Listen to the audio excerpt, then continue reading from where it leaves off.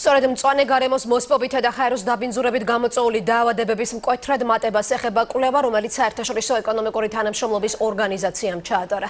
დასკვნის მიხედვით ყველაზე დაბინძურებული ჰაერი ინდოეთსა და ჩინეთშია, ჩამონათვალში ასევე კავკასიის რეგიონის ქვეყნებიც. ჰაერის ხარისხის არც თუ სახარბიელო მაჩვენებელს საქართველოს გარემოს სააგენტოშიც ადასტურებენ. პრევენციის მიზნით და ხარისხის გასაუმჯობესებლად რამდენიმე გეგმაა შემუშავებული.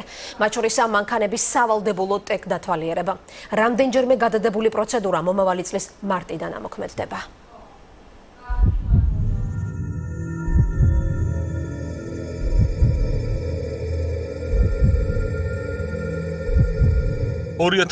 წლამდე ჰაერის დაბინძურების გამო მსოფლიოში 200 მილიონი ადამიანი დაიღუპება. პროგნოზ ეკონომიკური თანამშრომლობისა და განვითარების ორგანიზაცია აქვეყნებს კვლევის თანახმად მსოფლიოში ჰაერის დაბინძურებასთან დაკავშირებული დაავადებები სწრაფი ტემპებით იზრდება, მათ შორისაა ბრონქიტი, რომელიც 6-დან 12 წლამდე ასაკის ბავშვებში 4-ჯერ, ხოლო უფროსებში კი თითქმის 3-ჯერ გაიზრდება. ჰაერის დაბინძურების მთავარ მიზეზად მათ შორის საქართველოში ავტომანქანების გამონაბოლქვი სახელდება. მოსახლეობას იმასაც უნდა დაუმალავთ, რომ დღეს თბილისში და სხვა ქალაქებში ჰაერი ნამდვილად არ არის კარგ მდგომარეობაში და არის კომპონენტები, რომლებიც სრულად დასაშვებ ნორმებს მნიშვნელოვნად აღემატება. ავტომანქანების სავალდებულო ტექნიკური დათვალიერება 2017 წლის 1 მარტიდან უნდა ამოქმედდეს. ექსპერტების გათვლებით ქვეყანაში არსებული 1.200.000 ავტომანქანიდან დაახლოებით 200.000-მდე ტექ-დათვალიერებას ვერ გაივლის.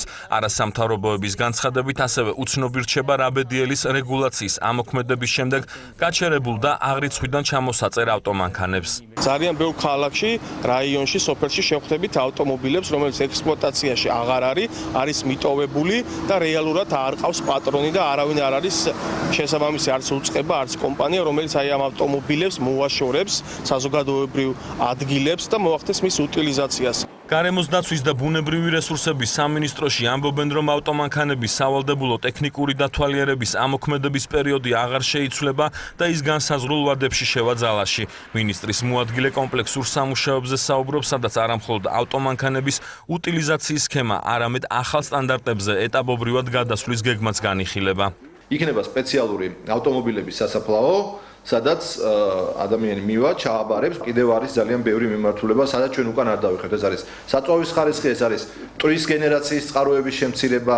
ავტოსატრანსპორტო საშუალებების ტექ-დათვალიერება 2015 წლიდან უნდა ამოქმედებულიყო, თუმცა ვადის გადაწევის მოთხოვნით მთავრობას ეკონომიკურმა საბჭომ მიმართა.